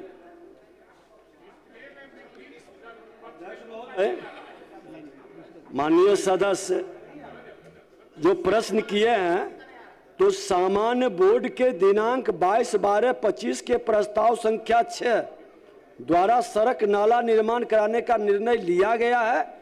इस पर विभाग गंभीरता के साथ इसको स्वीकार करते हुए काम करेगी। यह जो है लगातार हम कई बार सदन में इस सवाल को लाए महोदय। 5 वर्षों में मैंने इस सड़क को, नगर परिषद का गठन हुए महोदय लगभग 5 वर्ष हुए पटोरी का, लेकिन महोदय ये नहीं बनने के कारण वहाँ पूरी तरह से मतलब लोगों को, खासकर जो राहगीर है, छात्र है, छात्राएं, मरीज है, उनको काफी कठिनाई होती है। हम जानना चाहते हैं मंत्री जी समय सीमा सुनिश्चित कर दें, जिस प्रकार से माननीय सरजीत जी को सुनिश्चित कर दिए 6 माह में, हमको भी सुनिश्चित कर दें ताकि हमारी जनता को लगे कि निश्चित रूप से ये काम होने वाला। माननीय मंत्री जी। माननीय सदस्य जानते हैं कि एक विभाग से दूसरे विभाग के अंदर लेना कई प्रक्रियाओं से गुजरता है। प्रक्रिया पूरा होने पर काम जल्द से जल्द होगी। ऋतुराज कुमार, माननीय सदस्य ऋतुराज कुमार, बात आ गई है, बात आ गई। ऋतुराज कुमार। माननीय अध्यक्ष महोदय, उत्तर प्राप्त हुआ है, मगर उसके तीसरे खंड में लिखा हुआ है कि आपदा प्रबंधन विभाग द्वारा जहानाबाद जिले को बाढ़ प्रभावित घोषित नहीं किया गया था, जिस कारण से मानक संचालन प्रक्रिया के अनुसार मत्स्य कृषकों की क्षतिपूर्ति की राशि अनुमान नहीं है। महोदय, आपको भी विगत है कि पिछले वर्ष फल्गु नदी में बाढ़ आई थी और मेरे विधानसभा क्षेत्र में 2 प्रखंड उससे बुरी तरह प्रभावित हुए थे। तो अगर बाढ़ प्रभावित अगर उसको नहीं भी घोषित किया गया है तो कोई मानक के अनुसार उनको क्षतिपूर्ति की जाए, क्योंकि उस 2 प्रखंड में लगभग 10 करोड़ का नुकसान हुआ है मछली पालकों को। माननीय मंत्री इसके ऊपर जवाब दे दे। माननीय मंत्री। माननीय अध्यक्ष महोदय, वस्तु स्थिति यह है कि डेयरी, मत्स्य एवं पशु संसाधन विभाग के अधिसूचना संख्या 967 दिनांक 15/5/2023 द्वारा बाढ़ आपदा राहत हेतु मानक संचालन प्रक्रिया SOP के अनुसार बाढ़ प्रभावित घोषित जिलों के मछुआरों, मत्स्य कृषकों की क्षतिपूर्ति दिए जाने का प्रावधान है। उक्त प्रावधान के आलोक में संबंधित जिला के मत्स्य कृषकों के परिसंपत्तियों का संधारण जिला मत्स्य कार्यालय द्वारा किया जाता है।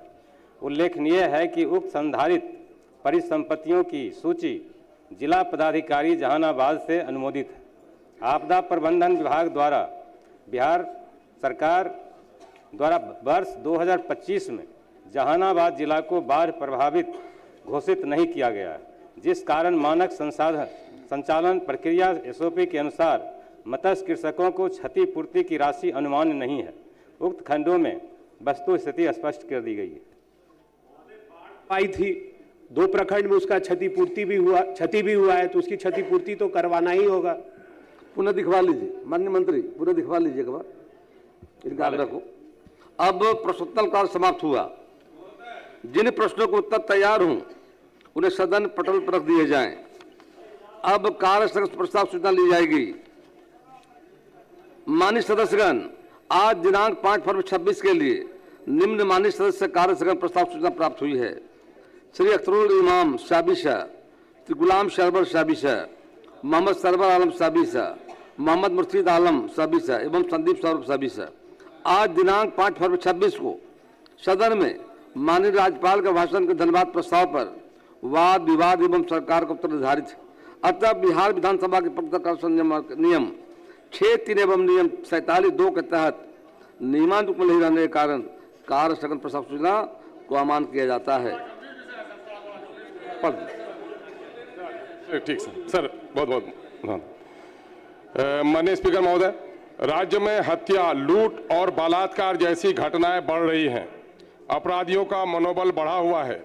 विशेषकर महिलाओं और अल्पसंख्यक समुदाय के लोगों को निशाना बनाया जा रहा है। मधेपुरा में हिना खातून का सामूहिक बलात्कार हत्या, पटना में नीट की छात्रा के साथ बलात्कार एवं हत्या, नवादा में कपड़ा व्यवसायी अतहर हुसैन की भीड़ तंत्र द्वारा हत्या एवं सुपौल के नुरशेद आलम की भीड़ तंत्र द्वारा जानलेवा हमला, पूर्णिया के युवा व्यवसायी सूरज बिहारी का दिन दहाड़े गोली मारना, बेगूसराय में कपड़ा व्यवसायी शहजादे का रंगदारी न देने पर हत्या, ये सभी ताज़ा उदाहरण हैं। इन लगातार आपराधिक घटनाओं के कारण जनता में असुरक्षा की भावना है और विशेषकर अल्पसंख्यक समुदाय काफ़ी खौफ में है। अतः मैं उपरोक्त विषय पर विचार विमर्श हेतु सदन से कार्य स्थगन का प्रस्ताव शून्यकाल लिए जाएंगे। गंभीर मामला है सर, इसको आपकी बात इसको जरा सरकार शब्दों में करवा आपने रिकॉर्ड कराया है बातों को बोल करके, सरकार ने सुना है आपकी बातों को, निश्चित कार्रवाई करेगी। माननीय सदस्य, अब शून्यकाल लिए जाएंगे। माननीय मिथिलेश तिवारी जी कुछ कहना चाहते थे, बताइए, कुछ कहना चाह रहे थे उस समय।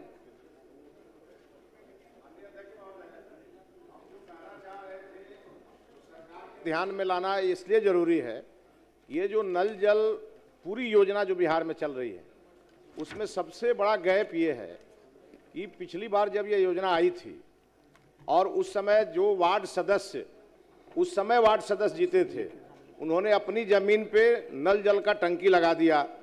उसके बाद दूसरे चुनाव में वो हार गए, दूसरा कोई जीत गया और अब जो अपने ज़मीन पर लगाया था वो कहता है कि पैसा हमको मिलना चाहिए, और जो जीता है उसको वहाँ जाने नहीं देता।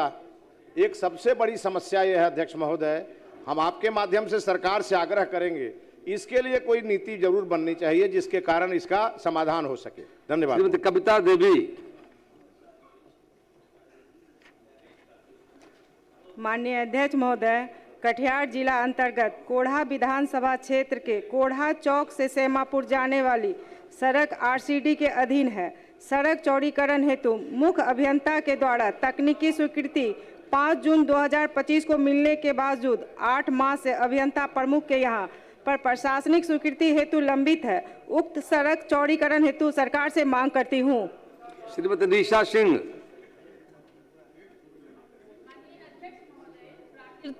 के नवाचार से जुड़े अत्यंत लोकप्रिय आदिवासी भाइयों के सोहराय पर्व के अवसर पर साल के जनवरी महीने में 2 दिनों का सरकारी अवकाश घोषित किए जाने का मांग मैं सरकार से करती हूं। नंद किशोर राम।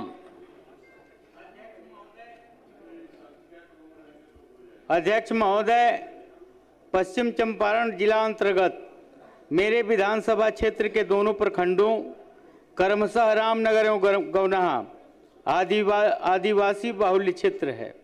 यह क्षेत्र शिक्षा के क्षेत्र में भी काफ़ी पिछड़ा हुआ है। शिक्षा व्यवस्था में सुधार हो, अतः जनहित में रामनगर में डिग्री कॉलेज, रामनगर तथा गौनाहा दोनों प्रखंडों में डिग्री कॉलेज बनवाने की मांग करता हूं। वीरेंद्र कुमार।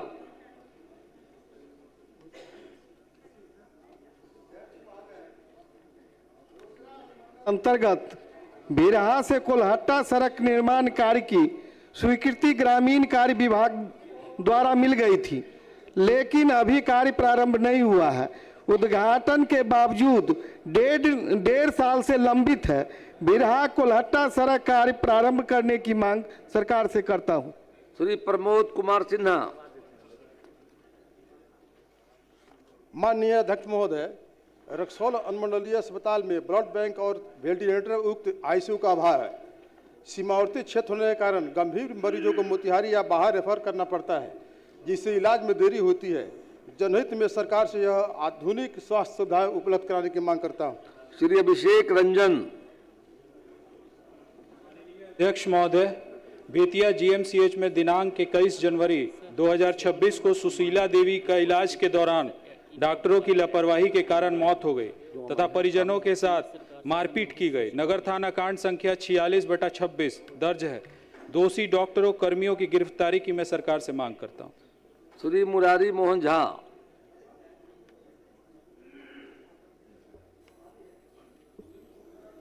अध्यक्ष महोदय, दरभंगा जिला अंतर्गत केवटी विधानसभा क्षेत्र के प्रखंड केवटी एवं सिंहवाड़ा के अधिकांश अपग्रेडेड 10+2 विद्यालय का अपना भवन नहीं रहने के कारण छात्रों का वर्ग संचालन 2 शिफ्ट में किया जाता है, जिससे छात्रों को काफी कठिनाइयों का सामना करना पड़ता है। छात्र हित में भवन बनवाने की कृपा कीजिए। मोहम्मद मुर्शीद आलम। माननीय अध्यक्ष महोदय, अररिया जिला अंतर्गत पलासी प्रखंड ग्राम पंचायत मियाँपुर अंतर्गत सालगोरी के निकट PMGSY पथ में वर्ष 2024 में आई बाढ़ से पुल ध्वस्त हो गया है। पुल टूटने के कारण पंचायत 2 भागों में बटा हुआ है तथा आवागमन ठप है, अतः उक्त पुल का निर्माण कराने की मांग करता हूं।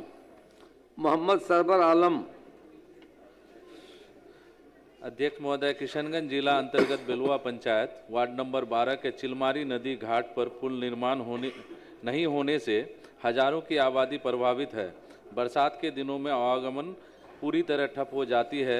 जनहित में सरकार यहां अविलंब पुल निर्माण कराए, मैं इसकी मांग करता हूं। श्री गुलाम सरवर।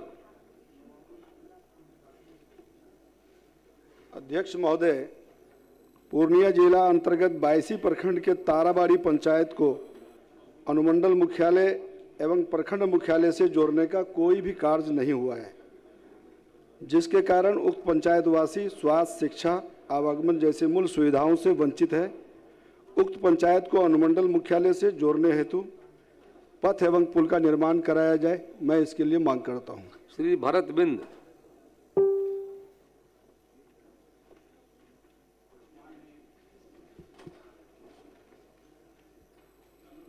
माननीय अध्यक्ष महोदय, कैमूर जिला के भभुआ प्रखंड अंतर्गत ग्राम मचियाँ या तेरा घाट के सामने दुर्गावती नदी पर पुल नहीं होने के कारण लगभग दर्जनों गांव के लोगों को आवागमन में काफ़ी कठिनाई होती है, अतः उक्त नदी पर पुल निर्माण की मांग सरकार से करता हूं। श्री अरुण सिंह।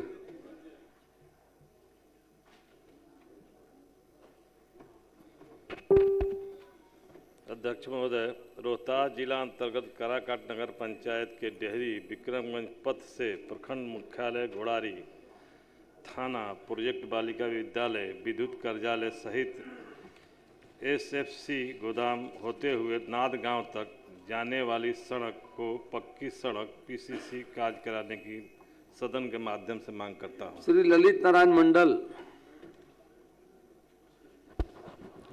माननीय अध्यक्ष महोदय, भागलपुर जिले की सुल्तानगंज को अनुमंडल एवं रतनगंज, करहड़िया एवं अकबरनगर को प्रखंड बनाने की मांग सदन के माध्यम से सरकार से करता हूं। धन्यवाद। श्री मंजीत कुमार सिंह।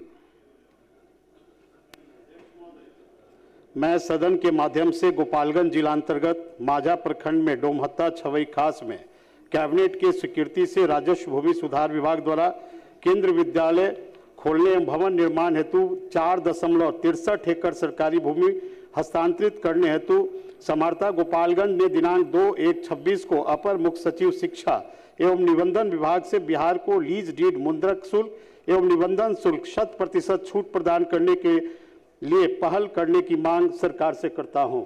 शुभानंद मुकेश।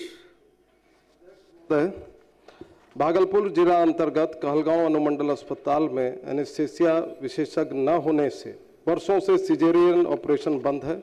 इस कारण गरीब प्रसूतों को निजी अस्पताल या भागलपुर रेफर होना पड़ता है, जो अत्यंत कष्टदायक है। अतः जनहित में यहाँ विलंब एनेस्थीसिया चिकित्सक की स्थायी नियुक्ति की मांग करता हूँ। श्रीमती गायत्री देवी।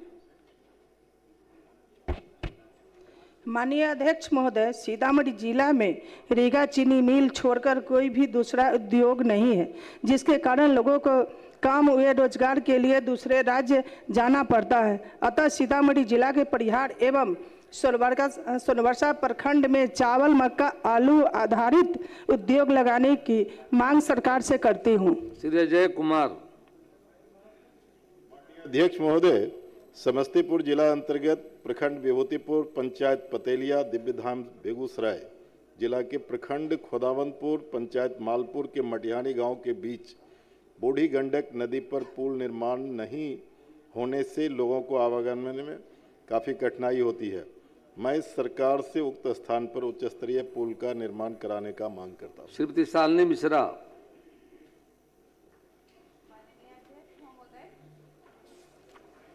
माननीय अध्यक्ष महोदय, मैं सदन के माध्यम से पूर्वी चंपारण जिला के केसरिया विधानसभा क्षेत्र अंतर्गत संग्रामपुर प्रखंड के उत्तरी मधुबनी के दरियापुर में अल्पसंख्यक विद्यार्थियों के सुचारू पठन पाठन हेतु अल्पसंख्यक छात्रावास निर्माण कराने की मांग सरकार से करती हूँ। श्री सुरेंद्र प्रसाद। माननीय अध्यक्ष जी, पश्चिमी चंपारण जिला में सेमरा रेफर अस्पताल और सूर्या क्लिनिक बेतिया के देखरेख में बंदीकरण 3/2/2026 को ऑपरेशन के दौरान आदिवासी महिला केवंती देवी की मौत हो गई। मैं सरकार से चिकित्सक एवं अस्पताल प्रबंधक पर कार्रवाई करते हुए मुआवजा एवं परिजनों को नौकरी दिलाने के लिए मांग करता हूं। श्री रोमित कुमार जी, आप शब्द ज्यादा आ गया है, नियम है 50 शब्द, भविष्य में उसी अनुकूल आप डालेंगे। रोमित कुमार जी बोलिए। अध्यक्ष महोदय, अतरी विधानसभा क्षेत्र अंतर्गत बथानी, खिजरसराय, मोहड़ा, अतरी प्रखंड के विभिन्न पंचायतों में जल नल योजना आपूर्ति की स्थिति अत्यंत चिंताजनक है। कई स्थानों पर अब तक जल नल की सुविधा उपलब्ध नहीं हो पाई है। वहीं कुछ जगहों पर कार्य अपूर्ण लंबित रहने के कारण ग्रामीणों को भीषण पेयजल संकट का सामना करना पड़ रहा है। सदन के माध्यम से मैं सरकार से मांग करता हूं कि अतरी विधानसभा क्षेत्र के प्रभावित पंचायतों एवं ग्रामों में जल नल योजना का त्वरित सर्वे कराकर कार्यदेश निर्गत करते हुए पाइपलाइन, टंकी, नल कनेक्शन का कार्य शीघ्र पूर्ण कराया जाए। धन्यवाद। सुजीत कुमार। अध्यक्ष महोदय, मधुबनी जिला अंतर्गत राजनगर विधानसभा क्षेत्र के राजनगर एवं अंधराठाड़ी क्षेत्र नगर पंचायत गठन के सभी मानकों को पूर्ण करते हैं, फिर भी अभी तक नगर विकास एवं आवास विभाग द्वारा इन्हें नगर पंचायत घोषित नहीं किया गया है। इससे नागरिक नागरीय योजनाओं से वंचित है। अतः सरकार से मांग करता हूं कि नगर पंचायत गठन की दिशा में आवश्यक कार्रवाई करे। माननीय अध्यक्ष महोदय, शून्यकाल प्रश्न के माध्यम से श्रीमान से मांग करता हूं कि सारण जिला अंतर्गत हमारे तरैया विधानसभा के प्रखंड पानापुर के बोड़हा डकमंगला के पास गंडक नदी पर परिवहन की सुविधा, दूरी की कमी, फसल की सुरक्षा, आर्थिक मजबूती, कृषि आधुनिकीकरण एवं कनेक्टिविटी हेतु किसानों के हित में दिया जाने के लिए पीपा पुल का निर्माण हेतु मांग करता हूँ। श्री विजय कुमार खेमका। पूर्णिया जिला अंतर्गत पूर्णिया विधानसभा के ईस्ट ब्लॉक में डिग्री कॉलेज नहीं होने से छात्र छात्राओं को उच्च शिक्षा हेतु काफ़ी दूर जाना पड़ता है, जबकि उसी विधानसभा के ईस्ट ब्लॉक के पंचायत भोगा करियात में KGP+2 उच्च विद्यालय भोगा भटगामा में 7 एकड़ भूमि उपलब्ध है। सरकार की योजना में 5 एकड़ जमीन में ही डिग्री कॉलेज खुलना है, अतः मैं उक्त विद्यालय में सरकारी डिग्री कॉलेज खोलने की मांग सरकार से करता हूं। श्री संदीप सौरभ।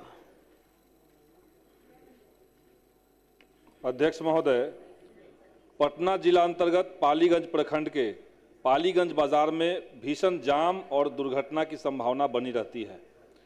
बाजार में बड़ी गाड़ियों के प्रवेश से घंटों तक सड़क अवरुद्ध रहती है, अतः इसके समाधान हेतु पालीगंज के धरहरा से फतेहपुर तक बाईपास सड़क का निर्माण कराने की मांग सरकार से करता हूं। श्री अख्तरुल जमान। माननीय अध्यक्ष महोदय, हिना खातून पिता स्वर्गीय मोहम्मद अताबुल उम्र 30 वर्ष गिराम भैरोपति थाना मुरलीगंज मधेपुरा का 3/1/2026 को असामाजिक तत्वों ने अगवा कर दुष्कर्म किया, फिर उनकी हत्या कर दी गई। मृतक के 6 बच्चे अनाथ हो गए हैं। मैं अनाथ हुए बच्चों के लिए सरकारी तौर पर शिक्षा की व्यवस्था करने तथा 50 लाख रुपये का मुआवजा देने एवं अपराधियों को कठोर से कठोर सजा देने की सरकार से मांग करता हूं। सर, इन बलात्कारियों को फांसी दिलवाइए सर, तभी बलात्कार रुकेगा। सतीश कुमार सिंह यादव। माननीय अध्यक्ष महोदय, कैमूर जिला के नुआंव प्रखंड में सिसौड़ा मुखड़ांव पथ के गोरिया नदी पर संकीर्ण पुल रहने के कारण बरसात में पानी अवरुद्ध होता है, जिस कारण बाढ़ की स्थिति उत्पन्न होने से हजारों एकड़ धान की फसल क्षति होती है। उक्त जगह पर बड़ा पुल बनाने की मांग करता हूं। धन्यवाद। सचिंद्र प्रसाद सिंह। माननीय अध्यक्ष महोदय, बिहार सरकार ने पूर्वी चंपारण जिला के चकिया में चीनी मिल लगाकर इस इलाके के किसानों को आर्थिक रूप से मजबूत करने की घोषणा की है। इस संदर्भ में कृषक हित में एक निश्चित समय सीमा के अंदर चीनी मिल लगाकर चालू करने हेतु सरकार से मांग करता हूं। श्रीमती अनीता। माननीय अध्यक्ष महोदय, नवादा जिला के प्रखंड पकरी वर्मा में अंगीभूत स्नातक एवं स्नातकोत्तर महाविद्यालय नहीं है। वहाँ के छात्र छात्राएं उच्च शिक्षा से वंचित रह जाते हैं। पकरी वर्मा में महाविद्यालय स्थापित करने हेतु सरकारी जमीन उपलब्ध है, अतः पकरी वर्मा में अंगीभूत स्नातक एवं स्नातकोत्तर महाविद्यालय स्थापित करवाने की मांग करती हूँ। धन्यवाद। मैथिली ठाकुर। माननीय अध्यक्ष महोदय जी, दरभंगा जिला अंतर्गत अलीनगर विधानसभा में महिलाओं को सुरक्षित और सहज यात्रा को प्राथमिकता देते हुए दरभंगा से अलीनगर, तारडी एवं घनश्यामपुर प्रखंड तक महिला यात्राओं के लिए आधुनिक सुविधाओं सहित पिंक बस सेवा का परिचालन की स्वीकृति हेतु मैं सरकार से मांग करती हूँ। श्री मिथिलेश तिवारी।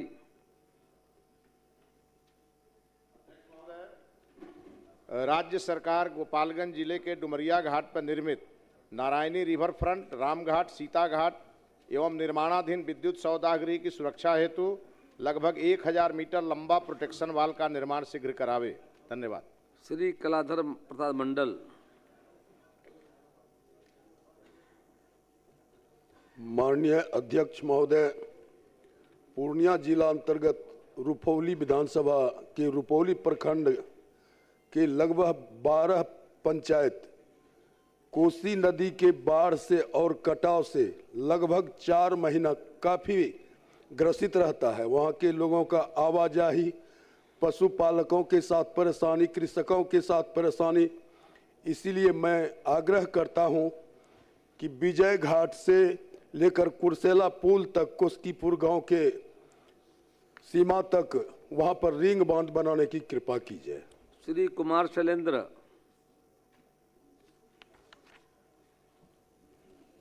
माननीय अध्यक्ष महोदय, बिहपुर विधानसभा अंतर्गत खरीक प्रखंड के गोट खरीक ग्राम में प्राथमिक विद्यालय के बच्चों को आने जाने के लिए रास्ता नहीं है।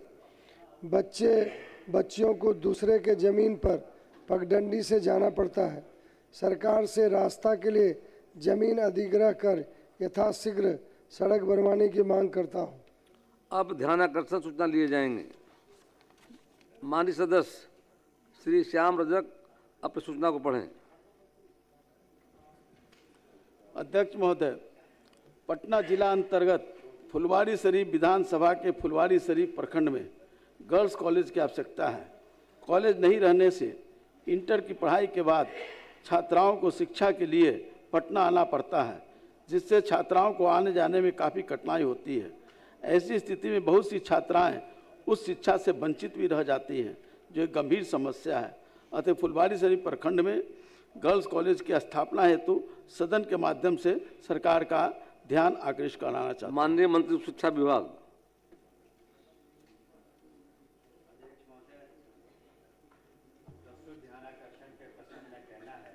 कि राज्य सरकार द्वारा वित्तीय वर्ष 25-26 के बजट अभिभाषण एवं 7 निश्चय के अंतर्गत राज्य के वैसे प्रखंडों में जहां पूर्व से महाविद्यालय संचालित नहीं है, उन प्रखंडों में महाविद्यालय स्थापित करने का निर्णय लिया गया है।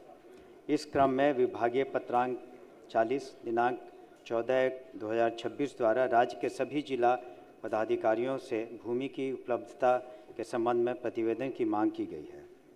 यद्यपि फुलवारी शरीफ प्रखंड में संप्रति कोई अंगीभूत महाविद्यालय संचालित नहीं है, तथापि इस प्रखंड में LP शाही college, Fatima degree college, Phulwari Sharif एवं त्रिमूर्ति कॉलेज, इस्माइलपुर के रूप में 3 संबद्धता प्राप्त महाविद्यालय संचालित हो रहे हैं, जहां सह शिक्षा की सुविधा उपलब्ध है। ऐसी स्थिति में फुलवारी शरीफ प्रखंड में महिला महाविद्यालय खोलने का तत्काल मामला सरकार के विचाराधीन नहीं है, लेकिन महोदय, चूँकि माननीय सदस्य ने इस बात को कहा है, तो हम लोग इस पर निश्चित रूप से विचार करेंगे। गौरतलब यह भी है कि 213 प्रखंडों में जहां डिग्री कॉलेज नहीं है, वहां हम लोग प्राथमिकता से डिग्री कॉलेज खोलने के और संचालन करने की कार्रवाई कर रहे हैं इस सत्र में, और माननीय सदस्य का जो सुझाव है उस पर निश्चित रूप से हम लोग सकारात्मक रूप से विचार करेंगे, लेकिन इस पर प्राथमिकता पहले होगी 213 की। धन्यवाद। धन्यवाद दे दीजिए, इतना अच्छा जवाब है। नहीं, अध्यक्ष महोदय, माननीय मंत्री जी ने जो 3 महाविद्यालय का नाम लिया है वो बीएड है, बीएड कॉलेज है, और वहाँ सभी विषयों की पढ़ाई नहीं होती है, और वो प्राइवेट स्कूल है। इसलिए हम कह रहे हैं कि यहाँ पर एक भी गर्ल्स कॉलेज नहीं है, लोग वंचित रहते हैं, और ज़मीन की उपलब्धता है। फुलवारी ब्लॉक के पास ही पीछे में सरकार की ज़मीन है। अगर सरकार प्राथमिकता के आधार पर अगर लेती है तो बहुत अच्छी होगी, फुलवारी की बच्चों को शिक्षा से वंचित नहीं होना पड़ेगा। ज़मीन को हमने भी देखा है, जहाँ का जिक्र कर रहे हैं माननीय सदस्य, निश्चित रूप से उनकी चिंता वाजिब है, और जो 213 के बाद उसको हम लोग प्राथमिकता पर निश्चित रूप से ले लेंगे। वहाँ ज़रूरत है महोदय, ऐसी बात नहीं है। धन्यवाद। धन्यवाद। माननीय सदस्य श्री राणा रणधीर जी प्रश्न आपको पढ़ें। महोदय, राज्य की अनेक छोटी एवं मौसमी नदियों जैसे फल्गु, पुनपुन, किऊल, हरोहर, बदुआ, चानन, धनौती, सकरी, बकरा, तिलावे, करमनासा, पंचाने, दरबा, कछुआ नाला, चकनाहा तथा स्थानीय धाराएं वर्षा ऋतु समाप्त होते ही सूख जाती। इसके परिणाम स्वरूप ग्रामीण एवं अर्ध शहरी क्षेत्रों में भूजल स्तर निरंतर चिंताजनक रूप से नीचे आ रहा है। नदियों पर वर्षा जल संचयन हेतु चेक डैम निर्माण, जल संरक्षण संरचनाएं एवं स्थायी उपाय नहीं किए गए, जिससे बहुमूल्य वर्षा जल बिना उपयोग के बहकर नष्ट हो जाता है।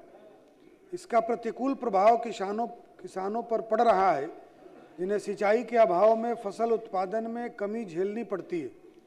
पशुपालकों को पशुओं के पेयजल में कठिनाई तथा आम नागरिकों को ग्रीष्म ऋतु में घरेलू जल संकट का सामना करना पड़ता है। यदि समय रहते ठोस कदम नहीं उठाए गए तो राज्य भीषण जल संकट की चपेट में आ सकता है। अतः जल संरक्षण, भूजल पुनर्भरण एवं वर्षा जल संचयन सुनिश्चित करने के लिए बिहार की नदियों पर व्यापक स्तर पर चेक डैम एवं जल संरक्षण संरचनाओं के निर्माण हेतु सदन के माध्यम से सरकार का ध्यान आकृष्ट कराते हैं। माननीय मंत्री।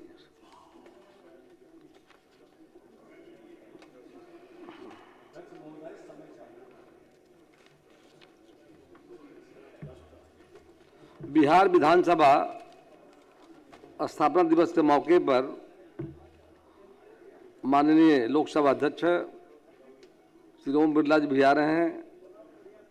माननीय सभापति राज्यसभा हरवंश जी का भी आगमन होगा और नेभा योजना के उद्घाटन के लिए माननीय मंत्री संसदीय कार्य मंत्रालय श्री किरण रिजिजू भी आ रहे हैं और उस कार्यक्रम में माननीय मुख्यमंत्री जी, द्वय उप मुख्यमंत्री जी और हमारे नेता प्रतिपक्ष और उपाध्यक्ष मौजूद रहेंगे।